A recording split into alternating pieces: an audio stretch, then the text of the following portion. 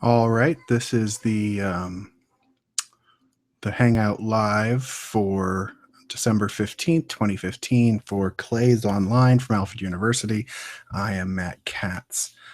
This video is probably going to run blank for a few minutes because I'm still figuring out the scheduling of Google Hangouts on air.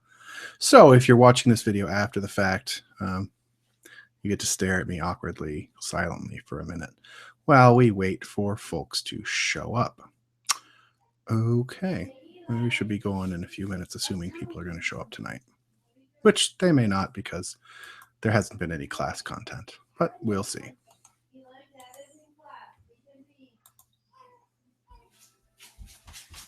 I'm going to say something to you. Yes, Munchkin. Hi. I got 3 chocolates. You got 3 chocolates. Yeah. Oh, I'm going to that mama must love you. There is probably a fly. No. Let's leave it. Let's leave it. Dad, are you eating those? Yeah, I'm going to eat them if you're not going to. And to those of you who are watching the live stream, that was my eldest child, Eli, who has not gone to bed yet. Will be joining us in and out of these classes.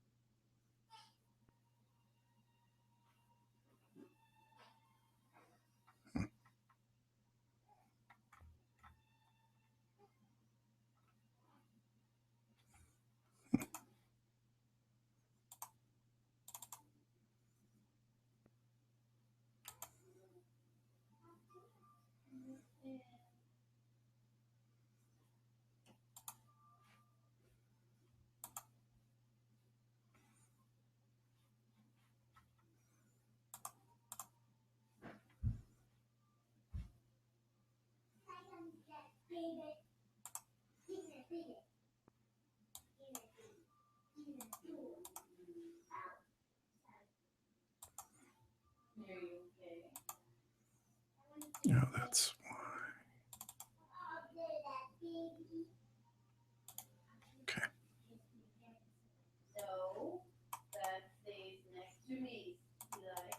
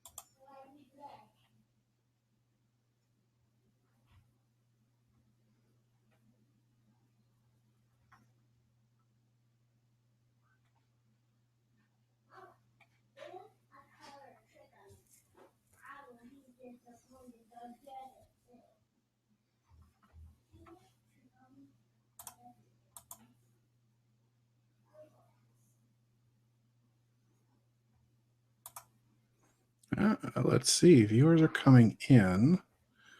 Let's see. Am I going to be able to see video of you?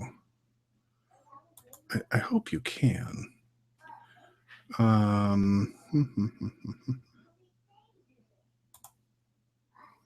Present to everyone. Hi. Hi, Val. Now, let's see. You can hear me, right, Val?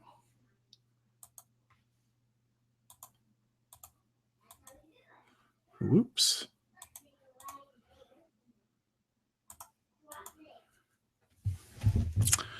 Two viewers, 3 viewers. Where can I see the viewers list? Invite people, mute microphone, turn camera on. So what if I click you? Come on, they told me I can at least get 10 people that I can chat with. I don't want to hide participants. I want to show participants. Yes. Okay, great. You can hear me. Nice. I'm trying to figure out how to get your video included.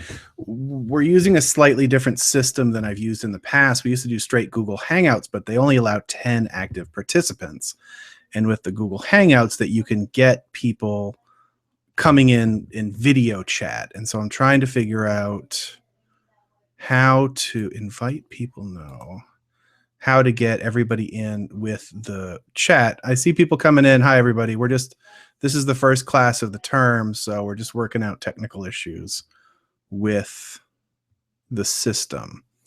And first of all, I can't even see who's here. I just see that there are viewers. I want to see who's here. Cameraman, Q&A, showcase, screen share. You know, the chat versus Q&A.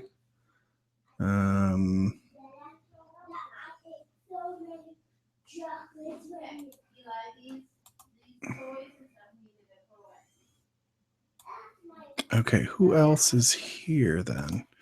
You guys want to drop in a message and tell me who's here, at least? Because I want to be able to get the live questions. It definitely helps. Which it told me it could.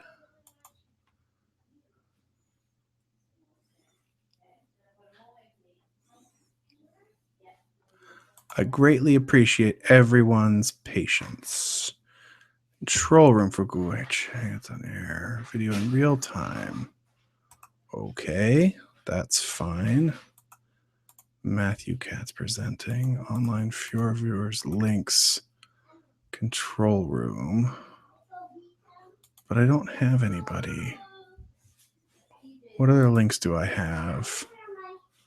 Events page, that's what I sent out. Q&A, I want that back. Let's go. I'm gonna open this up. If everybody clicks the live chat, the blue square with the vocalization diagram in the upper left-hand corner, and then we'll use that instead of the Q&A interface, so that I can see. So I see that there are 4 of you here. Can you guys check in and tell me who's here?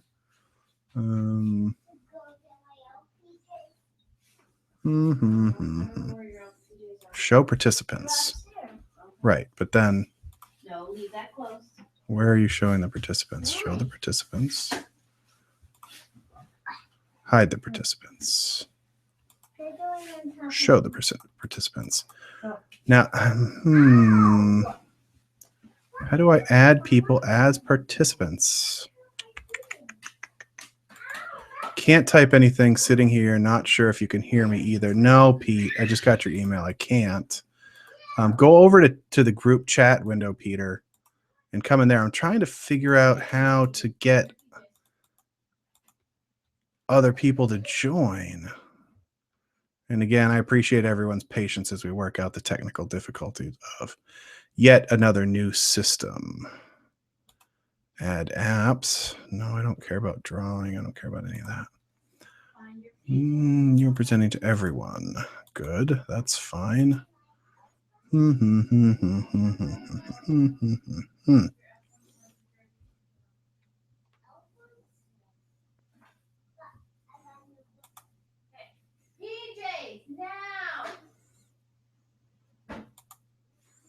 Nobody else is, well, I mean, I see you. So I've got Valerie, I've got Peter. I've got me as a video source. Why can't I get everybody else to join? Hold on, I got to do some quick Googling, people.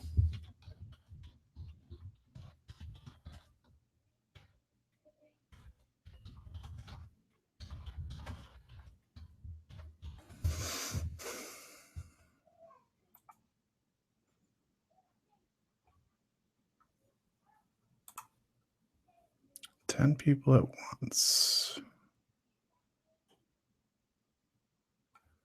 So I can have 10, they should be able to have 10 people in the conversation.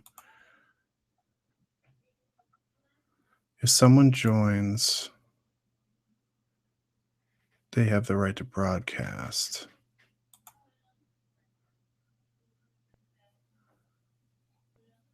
When do participants appear at the bottom window as part of the film strip? Bar at the bottom of the shows participants.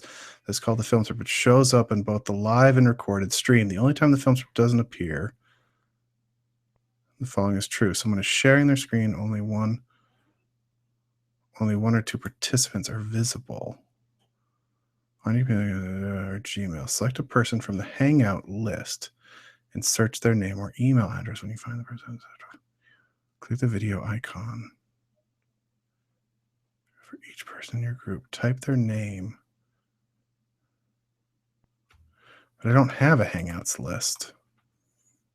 Anybody there? No more emails from Pete.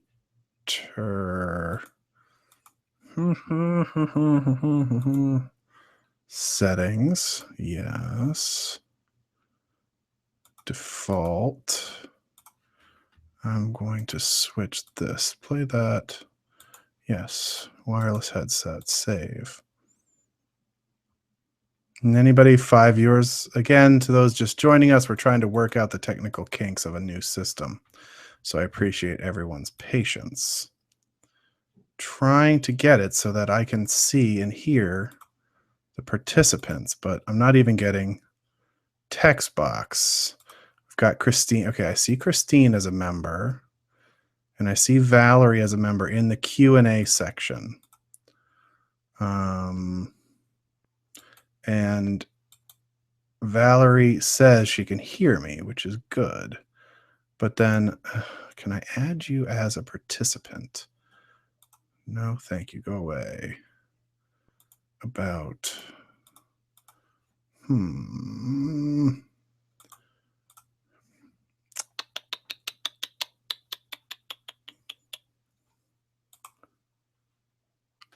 Still says I'm presenting. I'm presenting to everyone. Showing the participants. But where are you showing the participants? Everyone can see and hear me, though, still, right? Okay. I can hear the test sound, so it's coming through. So if I can just get you to join, invite people.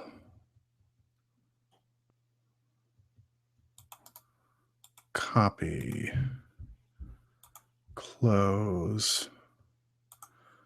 Peter, I'm here. I can't seem to set up the chat. I've also upgraded a new computer, so you know, learning curve. Okay. I'm going to go up to the chat box. I'm going to post a URL, and I don't know if it's going to make a difference to anybody. If you click that link, will it bring people in? This is probably going to make my computer freak out. Okay, I get it. Join. So now I can hear myself. Okay.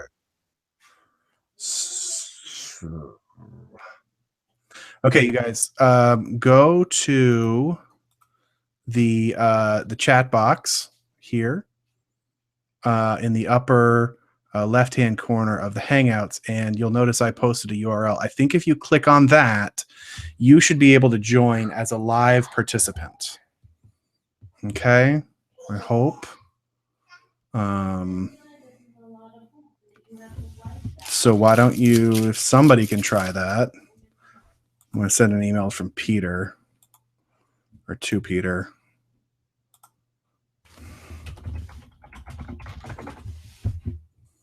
Let's see if this gets you to join. Nothing so far. Figured out where to type questions at least. That's good, Peter. I just sent you a link, Peter. Can you join it and see if that gets you in here? Because I hear my own voice. Yeah, I see you now. I hear you. I don't see you, but I hear you. Oh, wait. Now I have an icon for you. I got to set up the camera. I know there's a camera on this laptop, but your camera's down. Did you just click the link I sent to you? Yeah. Okay. Let me resend that to everybody. Why doesn't it? Email, new link. Everybody, I'm sending out a new link. So click that one to join as a participant.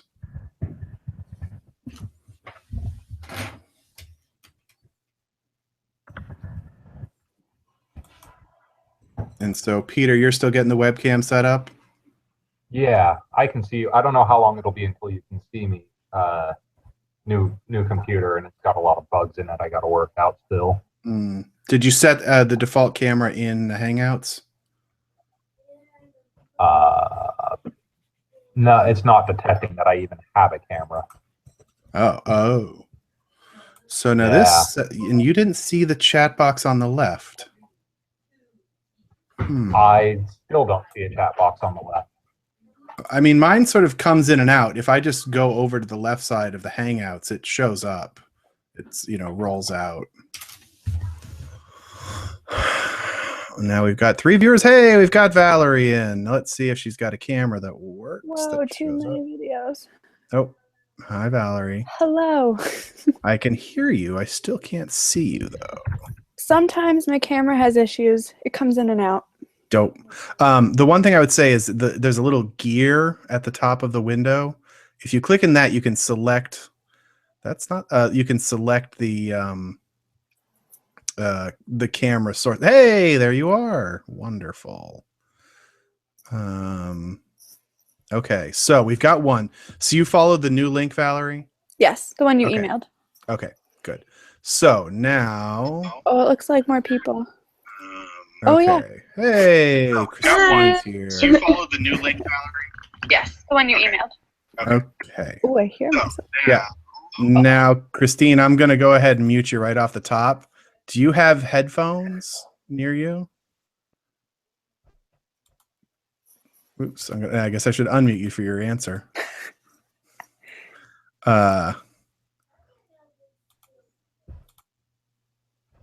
Wow, they make it really easy to mute you and difficult to unmute you. Just because, yeah, we're getting the feedback loop. Okay, so wait, how do I unmute you? Sorry again for the technical issues. That's fine. I know it's always in the past we've had such disasters that it's even worse. The one that the online hangout that AU provides, you literally have to call in on a phone to listen to the audio. So this is actually the best possible option. That's a lot of work. Okay. Yeah. So Christine, I'm trying to unmute you and it'll let me mute you really easy and it won't let me unmute you. Mine flipped, so now Christine, you're like on the main screen. Okay. Oh, there we go. Okay. I got rid of her. And it still won't let me unmute her. Google Apps is not forgiving. Well, I mean, which one were you there for the one from my brother-in-law over the summer? You are. There you go. Yay. Wonderful. Did you mute yourself? Yeah, there was a little thing in the corner. Okay, good. Good start. Okay, now let me go back to Blackboard and post the new link. I don't know who's going to show up. As we've discussed, that there's, not a heck of a lot to discuss except for a meet and greet tonight. And to get to know you guys a little bit, what you're doing, to ignore Peter for the most part. You guys are so lucky to be in this class because Peter is my professional victim. He's the person I get to pick on through the whole term. Oh, all right. So, okay. Yeah. So now we've got 3. There were 4, but we've lost somebody. Now link. Oh. Okay. Now the catch is I don't even remember what I had. Where did I get that address from? Anyway, so with this new system, we can handle up to 10 people with the live chatting, and then everybody else goes into the sidebar chat, which is okay for you guys. There's only 11 people in this class, but my Glaze class this term has 25. So that's going to get a little ugly. But we'll deal with it. Fun one to be in. Yeah, Well, I think yours was 5, Peter. Yeah, it was So, tiny. yeah. It was nice though. Yeah, oh, it's real nice. You know, popularity breeds complications. Okay, so let's see. Valerie and Christine, are you guys both from AU? Yeah. Yes. Okay, I don't recognize you guys. So tell me a little bit about what you've been doing. Christine, you can go first if you want. Okay. I'm recently a senior that walked at graduation, and I have 1 credit left to fill. Oh. Yeah, it's painful. So, yeah, I found this course online, and I'm gonna have to take it. So here we go. What's your background? Are you ceramics? No, I'm not ceramics. I originally went to school for ceramics, but it was highly competitive. So I moved to photography for my senior thesis. Oh, photography. Oh. Yes, chemistry, a little bit of chemistry, but not too much. So let's see how this goes. Well, I won't torture you too much. I'll let you hide in the background if that's what makes you comfortable. Just a little, only a little. Valerie, what about you? I'm an art student and I'm a ceramic student. Mhm. And I took this class because I did not want to have that 1 extra credit like Christine. Yep. Yeah. I'm doing it now. Don't do it. Yeah. But I also want to know, like, I'm using clay all the time. Like, I want to have a better understanding of how to make things without it. I don't want to blame the kiln anymore, I guess, is what I'm trying to say. So, but yeah. It takes the blame. Yeah. And what are you a senior then? Yes, I'm a senior. Okay. Did you take glazes? No, I haven't taken any classes about the chemicalness of ceramics. That's So, okay. Here we go. That's perfectly fine. There's nothing wrong with that. You know, we will we'll get into the chemistry and stuff, and the way I try to teach it is to make it really oh, don't. That's funny. Why? Take glazes. No. It's yeah. Peter's the instant expert. We'll get into all that stuff. And I really try to hold everyone's hand. Hi. There we go. That's good. We have Robin. Hi, Robin. Hi. Oh, good. I can hear you too. Oh, good. All right. Good. I'm sorry if you got caught up with technical glitches. We're figuring out the system as we go. So we were just doing some introductions. And so Valerie, you said you're a senior? Yes, I'm a senior. And what are you making? Well, right now I'm working with Andrea. I'm doing some tiles, but I'm also working with Matt Kelleher, Mhm. and I'm going to be doing some pots. Okay. So that's the plan, but it could change at any moment. And first semester or second semester? That's for next semester. First semester, I was working with Andrea, and I was also with Shawen in print. Okay. Yeah. Okay. So you're going in all clay this time. Yeah, going all the Okay. way. So you're gonna have a clay show. Yeah. Okay. And so you said you're mostly doing tile, but you're working with Matt. Do you intend on doing tiles with Matt or pots? I would like to do pots, but tile seems to take over, so we'll see how it goes. You know, I mean, it's one of those things of you never know what direction you're going to go in, and so just stick to whatever catches your interest. Yeah, that's the plan. That's the plan. Yeah, that's great. Yeah. And you know, no matter what, we can definitely help you. And what clay have you been working with? Well, I was working with the tile clay that Jason had picked out for the clay store, and I've learned how to mix clay. But as you were talking about in the introductory video, the whole like timing and just wanting to be in the studio, I just keep buying clay. Right. So maybe this class will get me motivated to make my own clay. Well, unfortunately, the one thing about making clay is that you never save the time unless you're going to hire somebody to do the labor for you. Yeah. It's always going to take that certain set, you know, that hour plus to make the clay. But if you decide to do it, you will save time in the studio. You will throw out less work. You know, all of that kind of thing becomes important in the long term. Mm-hmm. So great. Yeah, we can absolutely help you and guide you along the way as we go. Awesome. Awesome. Cool.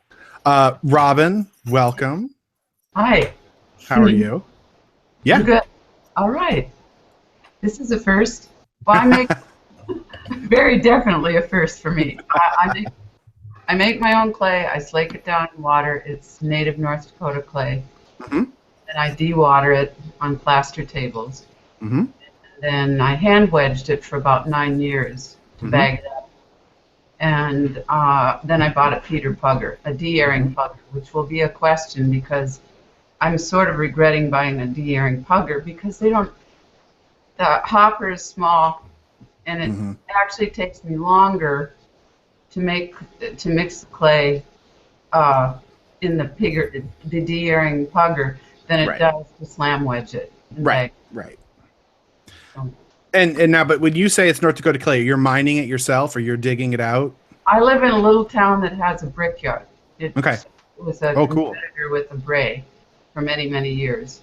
And so the mined clay comes from 12 miles north of town, and it's brought in and it's run through a hammer mill, and it comes through to me. They just lay a big pile on the ground, and I scoop it up a couple of times a year and put it in dry storage here.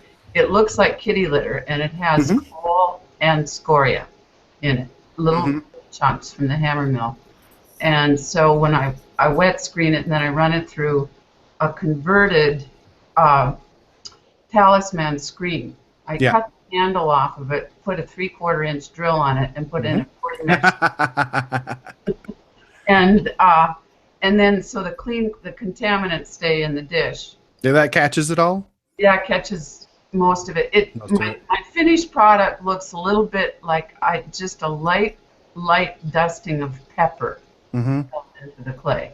It's almost not observable. And are you adding anything else to the clay? Well, any fluxes, any barium, carbonate? No, it isn't scumming, so I'm not adding barium or strontium, but I am adding kyanite and hawthorn.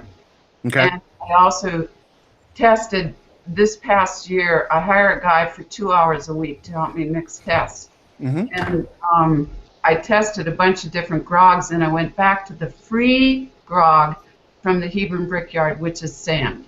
And it looks just like kind of like dust, but it's basically a sharp sand that comes to me free of charge. So I'm using sand. I only use sand and Hebron clay for years, and now because of the little bit of S-cracking problem, I've been adding the kyanite and hawthorn to change up the particle size. How much kyanite and hawthorn? So I'm taking notes. I'm listening here. Okay. I've got my notes here. We don't have to go into everything tonight. I'm just sort of getting background on everybody so I can. Okay. Well, I broke it down at least into cups because I do it by volume.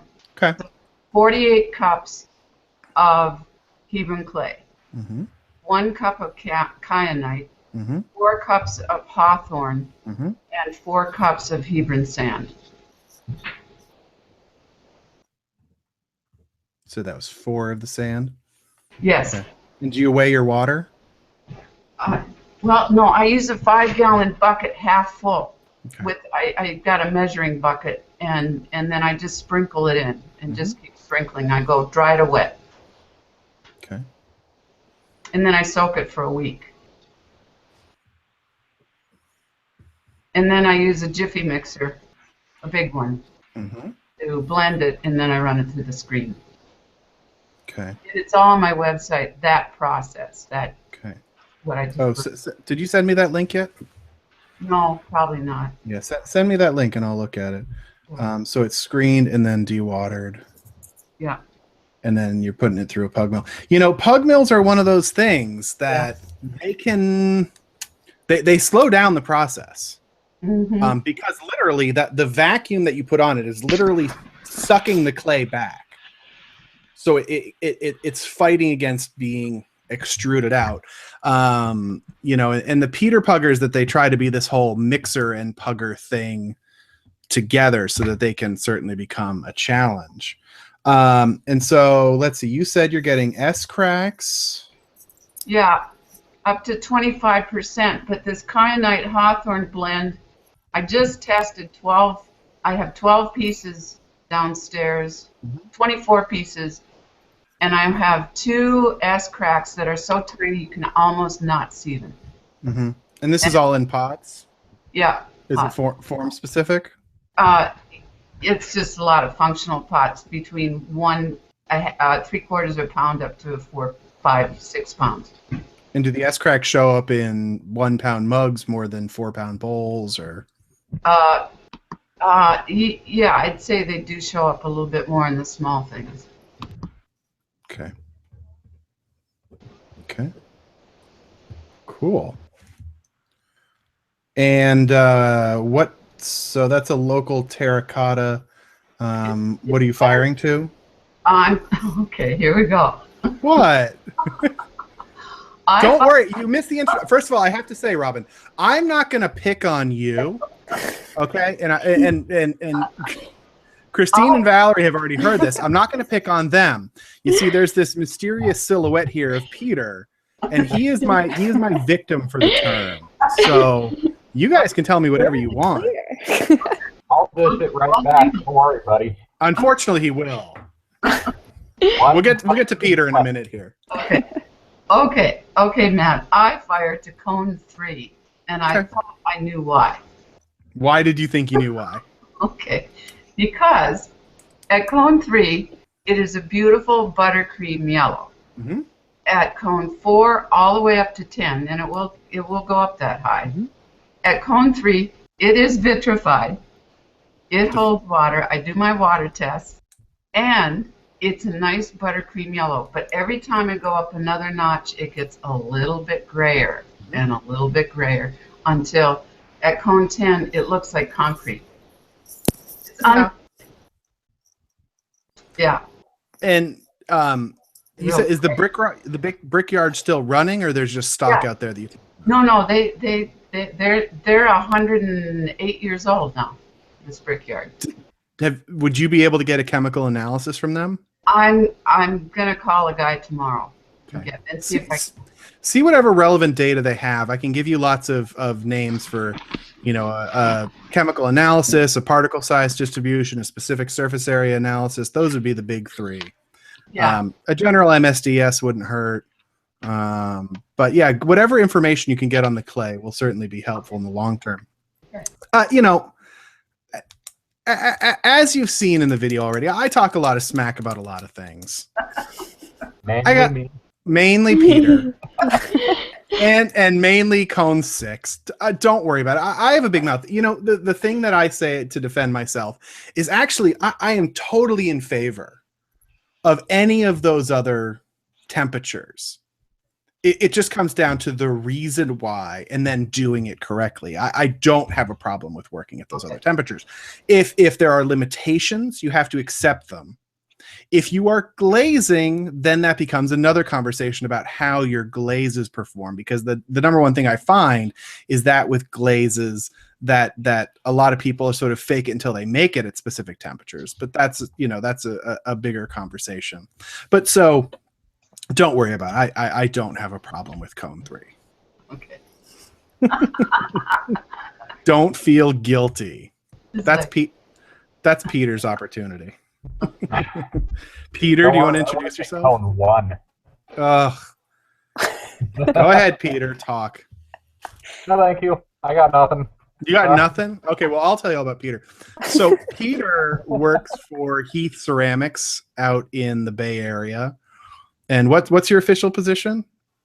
Right now I'm just a facilities engineer, and I'm working on applying for the ceramic engineer, and yeah, we'll see how that one goes. They're putting it out for a real ceramic engineer? Yes. Oh. Don't you steal my job now. I don't want no. You don't. No. It's a mess. Yeah. Like I said, no. Not moving to San Francisco. My family's already had one job offer for San Francisco, and they don't pay enough for ceramics people out there. You don't want to spend $1.5 million for a 2-bedroom house? Mm-mm. You're mad. No. It's not my thing. So Peter is more industrial. And so if you guys know Heath or don't know Heath, they make a lot of would you call it retro dinnerware? It is. Oh, there's a term for it. Mid-century modern. Right. And it's very cool ware. It's very popular. I can't say it's known more on the West Coast than the East Coast, but it's very well known. It's starting to. We've been listed in the New York Times, I think, like 5 times in the last 2 years. Yeah. Yeah. They're all over the design blogosphere. They make very nice stuff. You know, so and I know Peter because Peter took my Glaze class over the summer, which is why he's my victim. Actually, about so we've got 4 here. We are 11 all in all. One of our members, actually, IPEC, I don't know how to pronounce her name. It's one of those funny things when you only read names, is actually in Turkey. So it's 3:30 in the morning right now. So hopefully she'll join us, but I don't know whether she will at all. And actually, everybody else is mostly taken the. Oh, Peter's on. Hi, Peter. Everybody else is students that have taken the Glaze class before. So don't take it personally if I'm just, you know, chit-chatty with them. Oh, There's the one we all. Animals. dog. That's all the noise in the background. It's her. Oh. But Peter's great because he has a lot of issues and a lot of different ways of looking at stuff. So he's actually a really great participant. I've never heard that sentence before. I'm really great because I have a lot of issues. Well, you're fun at parties? It would have to be.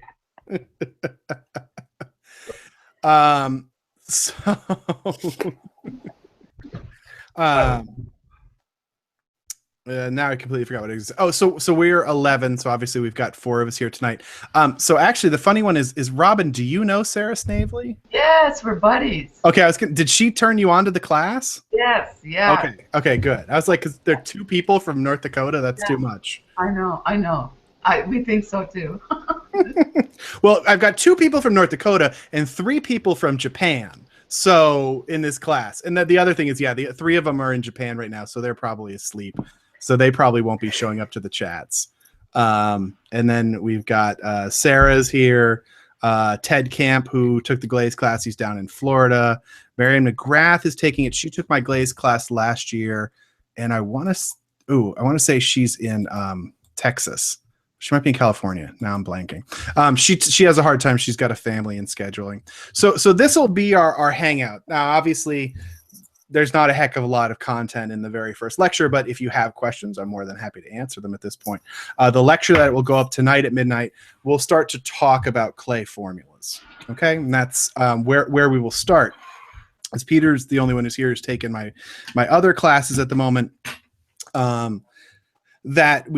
I would say we do things slightly differently, but as the 3 of you haven't taken it this way anyway, it doesn't matter. That in my Glaze classes, I go very heavily into chemistry very quickly. Here, we're going to talk about formulas and performance first, trying to talk about how clays work in the studio and sort of how to deal with them.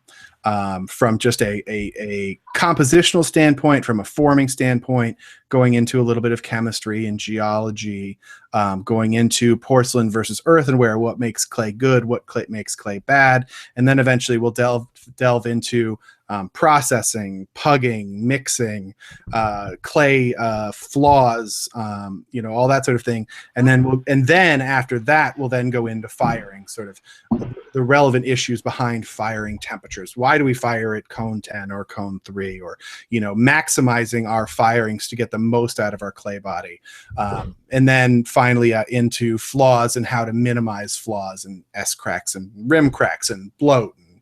All of those types of issues. So it all sort of ties together with that. So it's sort of a long process, even though it's 5 weeks and it'll go by really fast, that we will sort of cover all that. So there are some things that will, sometimes the answer is we'll get there. Peter knows that answer because he jumps in with all the questions, and I always say Peter will get there. That's why I'm not asking anything today. Yeah, nothing. I'm like, I don't know. It's like I don't have a sidekick. I've got a lot of questions, mostly with mixing. Oh well, yeah. You guys you're doing it wrong. Yeah, I know. Actually, I have to say, I'm impressed with Robin right off the top. Her mixing is on point. Wet mixing. Yeah. Wet mixing. It is the bee's knees. It's really the only way to do it. Well, it's the only way I recycled clay in studios for years and years. Mm-hmm. Deep dry scrap, I'd throw it out on a driveway and drive over it with a car. And then I just keep it in a barrel and scoop it into water until the water and the clay are at the same level. Absolutely.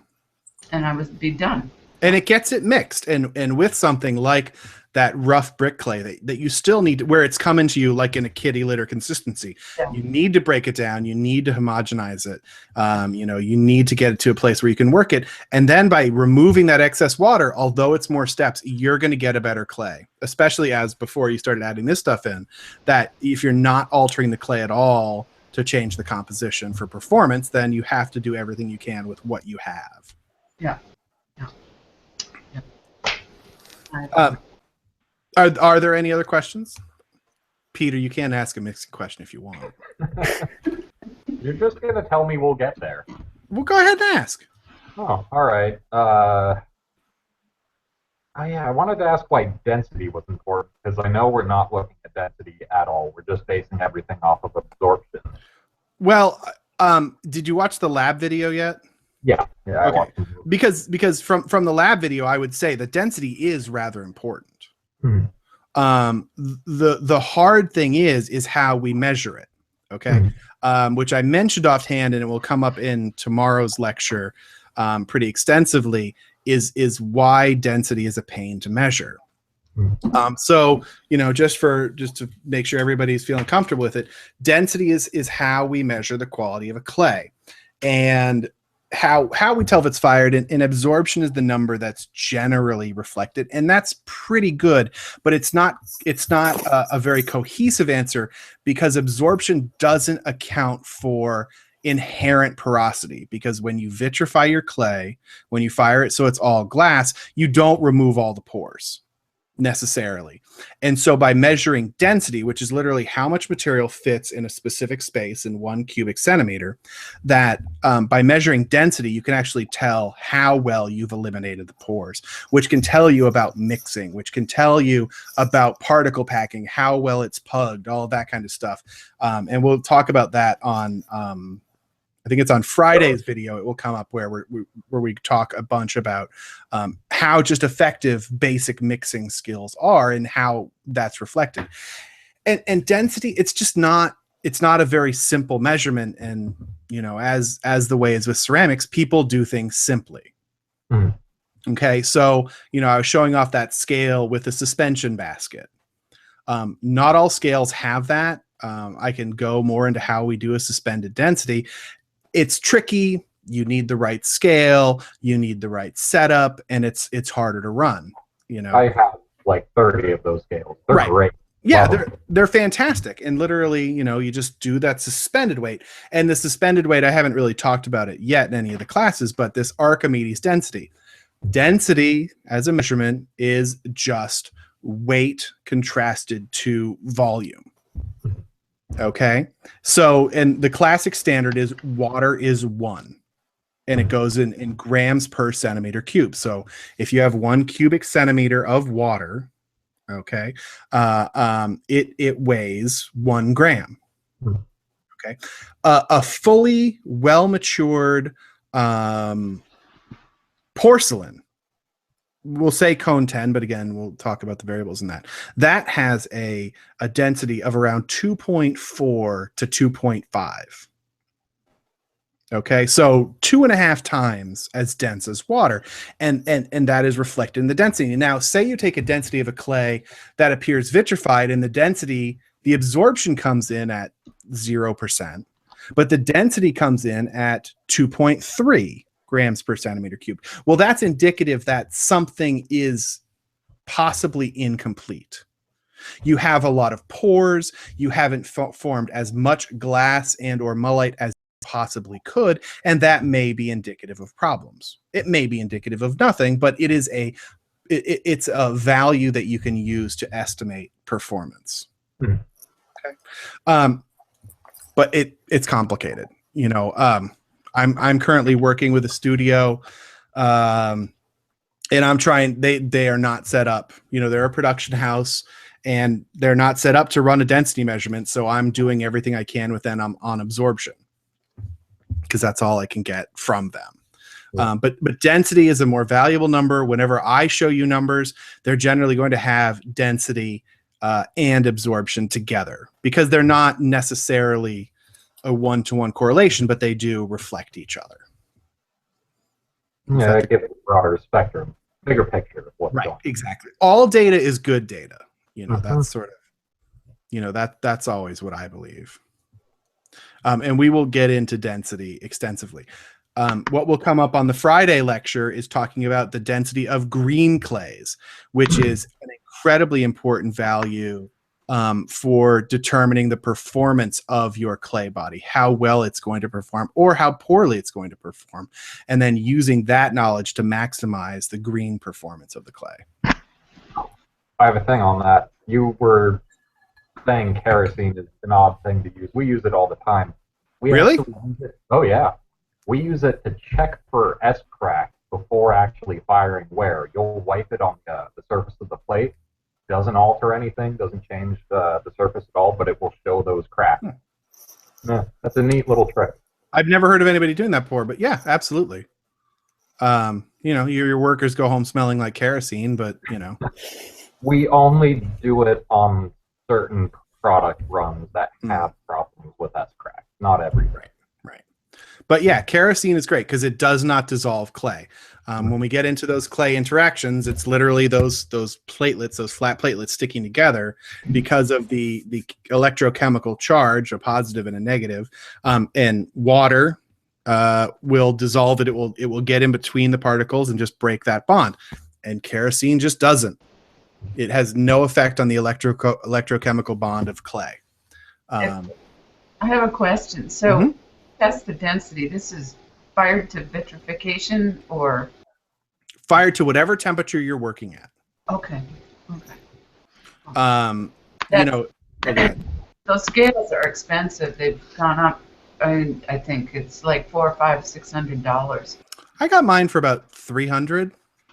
If you look on Uline, I think they sell them fairly cheap, unless I'm getting corporate discount for them. I'll check Uline. You know, honestly, I bought mine through a company called Scales Galore. Okay. Sounds ridiculous, but they had the best price when I bought it. Okay. And I bought one that weighs up to 400 grams. No. And hold on, wait. Oh, SP. Trying to see. SP401. So I got one that weighs 400 grams, but I know that they have one that weighs 200 grams.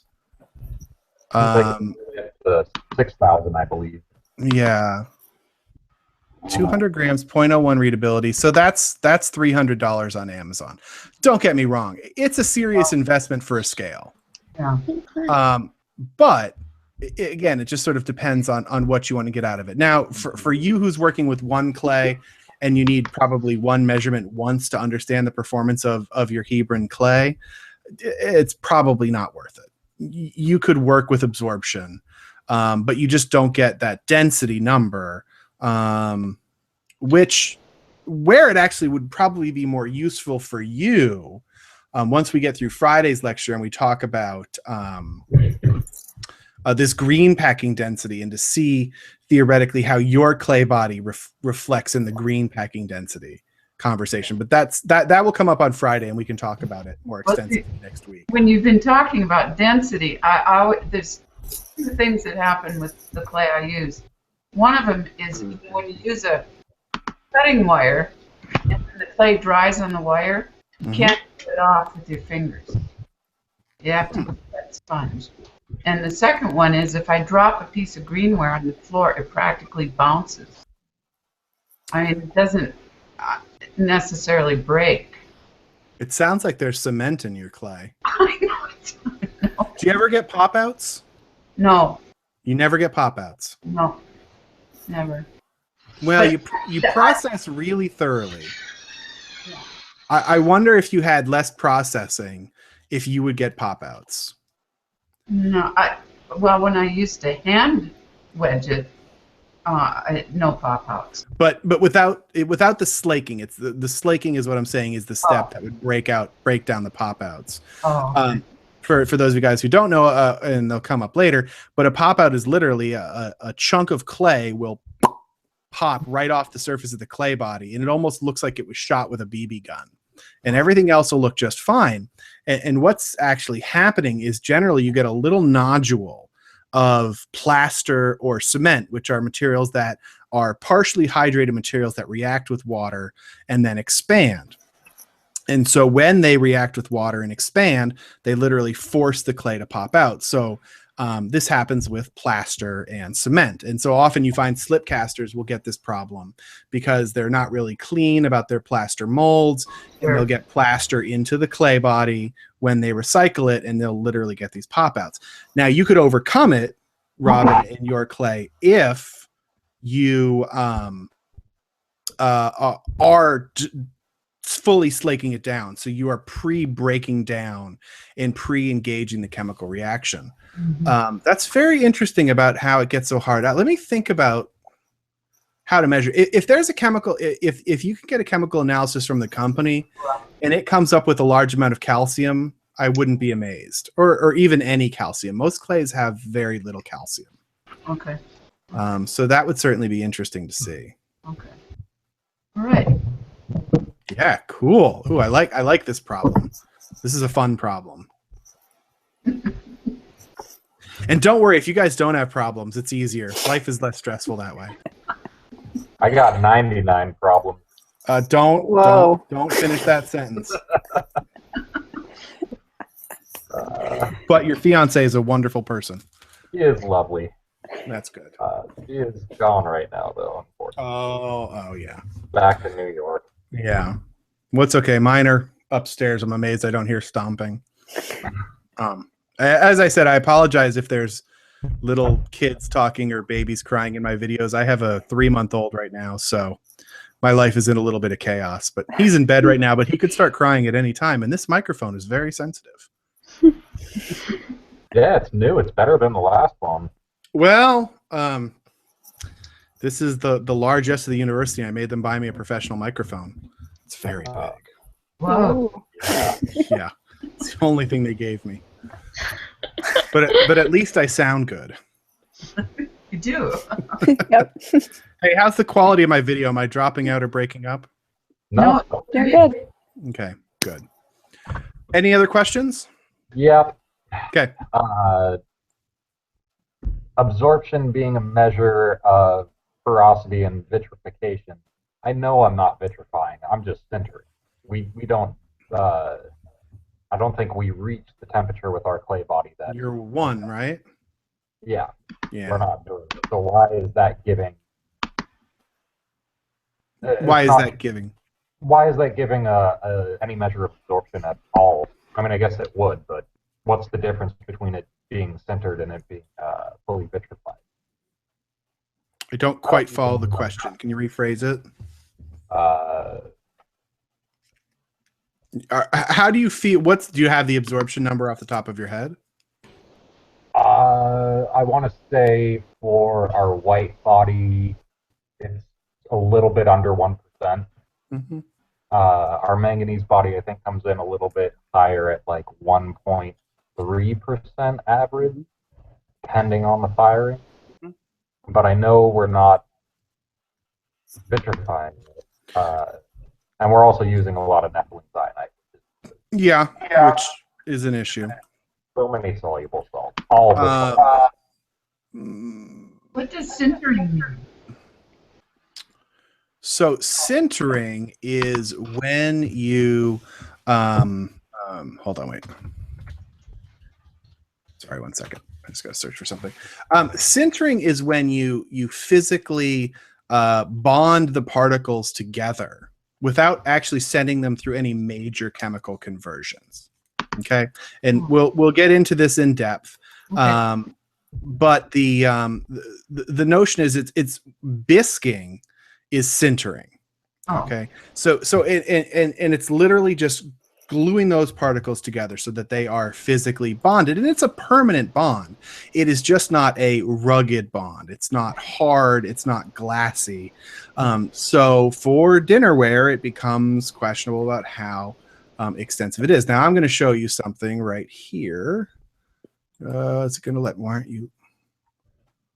It's not going to let me share my screen. Why aren't you letting me share my screen? That's the odd one because our ware is pretty durable, and I suspect that it has to do with the density of it. It is. It absolutely does, because actually you are somewhere beyond center. Mm-hmm. It's not letting me share the screen. Let me see if I can do this way. Copy. I don't know if maybe we'll see if it lets me drop this picture in the chat. No, I wanted to show a picture of a friend of mine named Aaron Nelson, who works at the Bray. I'm sorry, it's not at the Bray. He runs Medalta, which is out in Western Canada, and it's not letting me share my screen, and I don't know why. And what Aaron does, hold on, let me see. You could post it on the message board. Yeah. What Aaron does is he actually works at Cone 04, but makes clay that is fully vitrified. Google's not even working. So when I talk about vitrification, there is nothing that dictates temperature that correlates to vitrification. Right. I'll post the picture over on the message board. What Aaron does is he's just making glass. Okay, right. That's all that a vitrified clay is doing, is making a certain amount of glass. And you can make glass at any temperature. You know, speaking at relatively our high temperatures that we work at. You know, not in your oven. Geez, my whole entire website. I'm amazed I'm still streaming. For some reason, my entire web presence is just freezing up. I can't even get onto AU's website. I'm still here, right? I'm not talking to myself. Nobody say anything. Let's make them think. Oh, you would do that. I will post the picture after the lecture, apparently. All right. So you can make glass at Cone 04. We know this. We make glazes at Cone 04. That's just a glass. You can make something that you can throw on the wheel. Okay, that is essentially a glaze that fires. Egyptian paste, right? Isn't that a glazed clay? Yes. Well, Egyptian paste is slightly different, but yes, that same notion. Egyptian paste is generally actually a self-glazing clay, where it is a clay that is so high in sodium, soluble sodium, that it precipitates on the outside of the ware as it dries and forms its own sodium silicate glass. Okay, but what I'm talking about is literally just making a glaze that you can throw. Okay, and that is an inherently vitrified ware, right? That is a vitrified pot. But what's the catch? The shortcoming that Aaron has to deal with is that he forms essentially zero mullite. Right.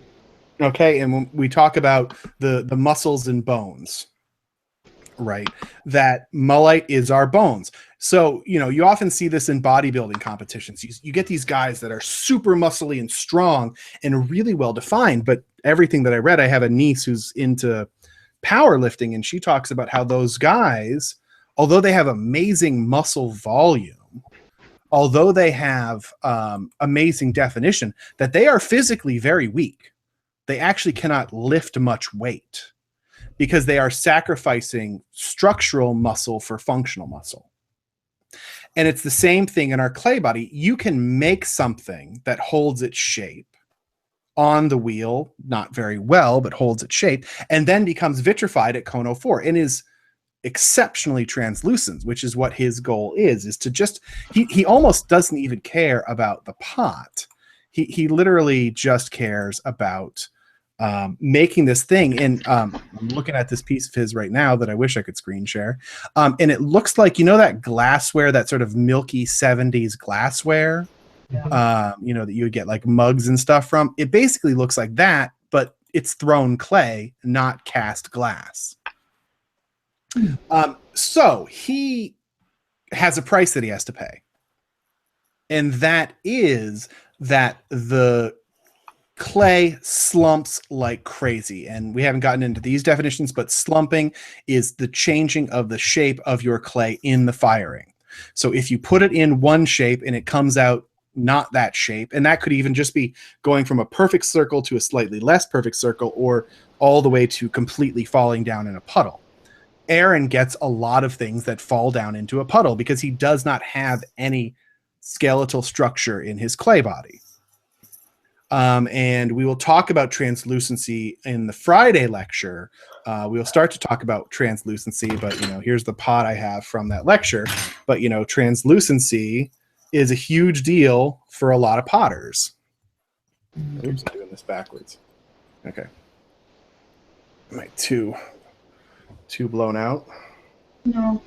Yeah. Well, I can't see it, but yeah, it's too. I'm too bright right now. This is a piece of Limoges china that I have from my grandmother, and it's incredibly translucent. I actually, just looking at the screen, I can see my fingers through it just from the glow of my monitor. And that translucency is an incredibly important concept for some people in ceramics.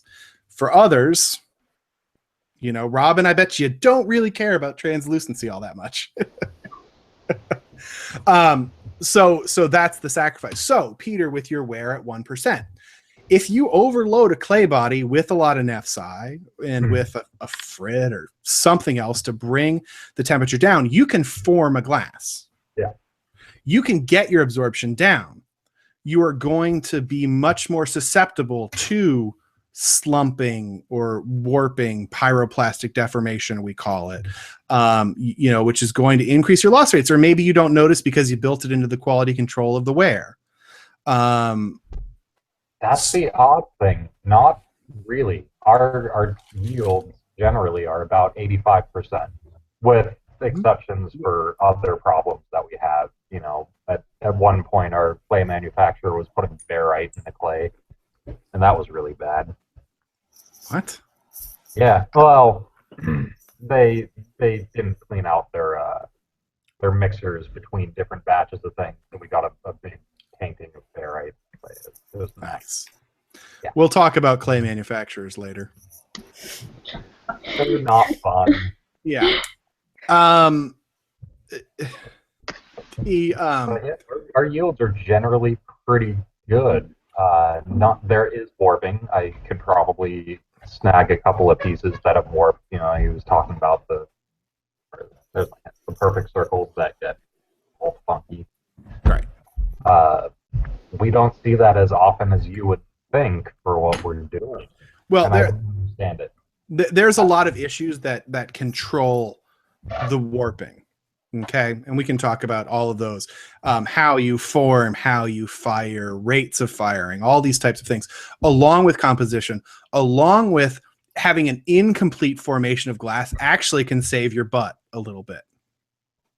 Okay, because you don't have a full complement of glass. Your body hasn't gone completely glassy, and so you're actually shutting down a lot of the there are two major forms of slumping, and this will come up later, and one of them happens very early in the firing. So you're completely eliminating the second kind of slumping. Mm-hmm.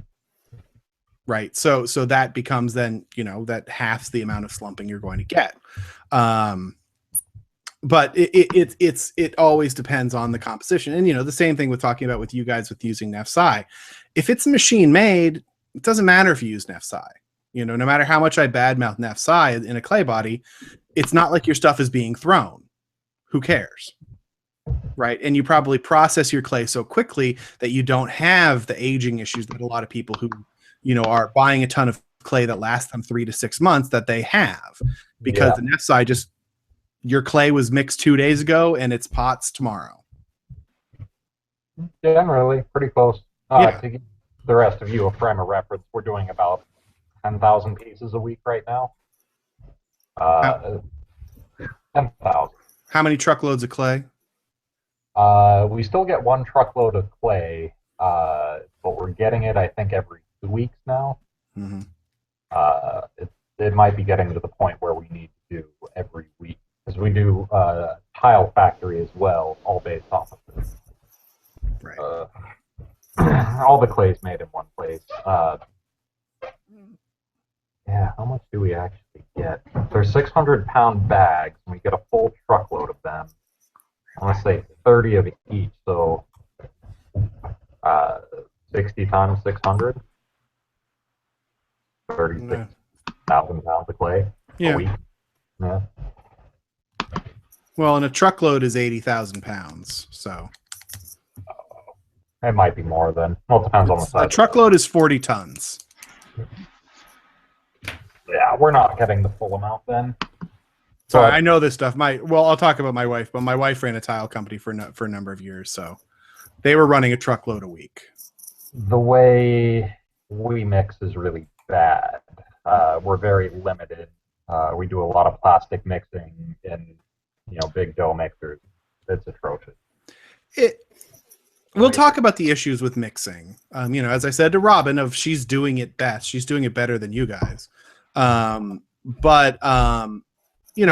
talk about mixing later. I'm going to save that one just because that's a big rant, and I'm sure everybody wants to go to bed eventually.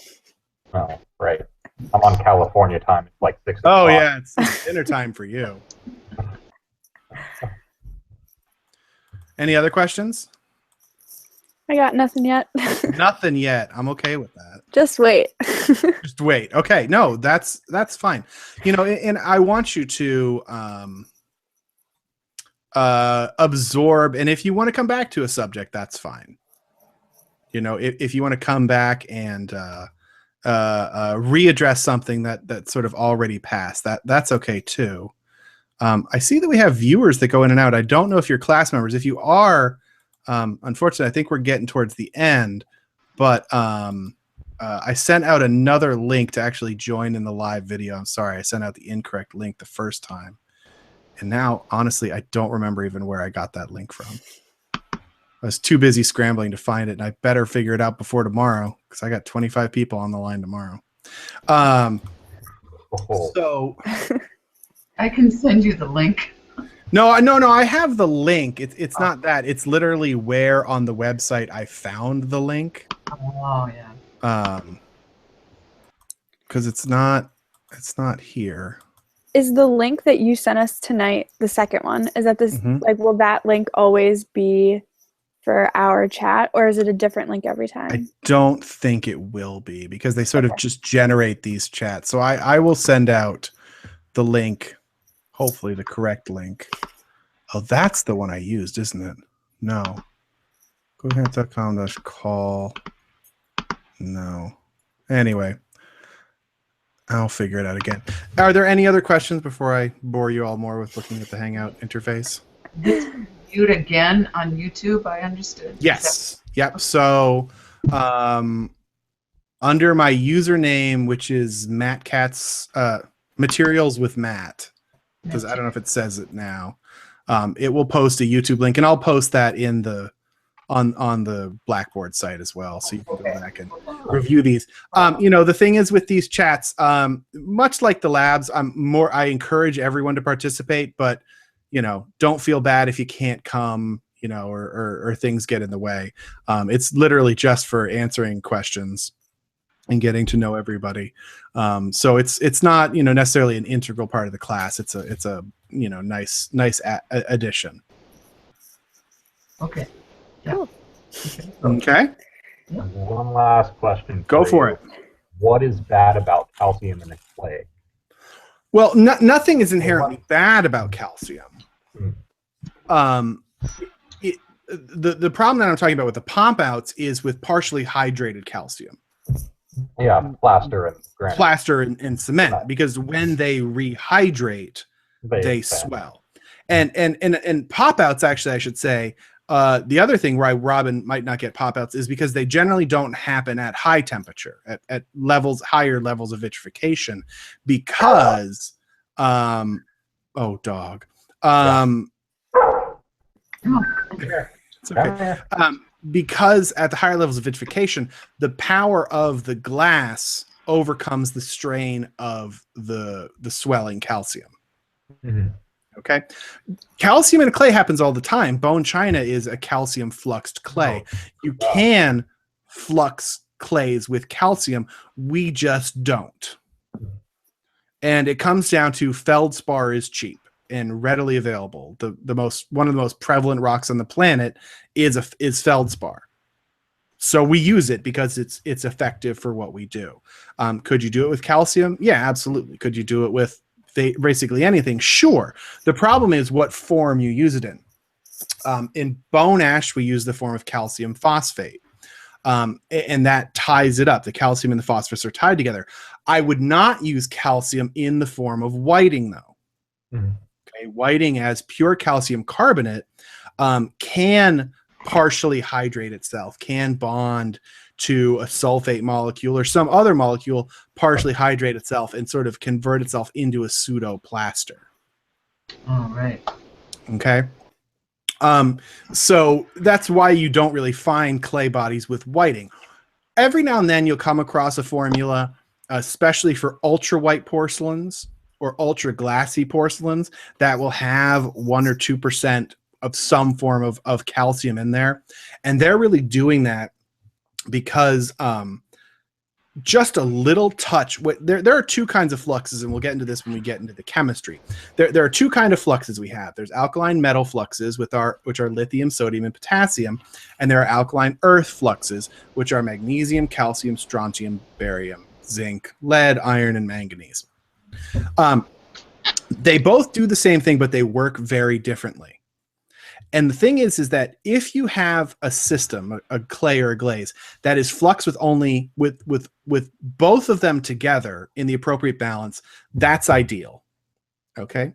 Now you can have a system where you flux it with only one or the other, and that's what clay bodies are. They're really only fluxed with alkaline metals, lithium, sodium, potassium. If you have something that's like 98% alkaline metal, and you add 2% alkaline earth, it goes crazy melting. Okay, it pushes the melting very hard, very fast, because it forms this perfect storm of them feeding off of each other.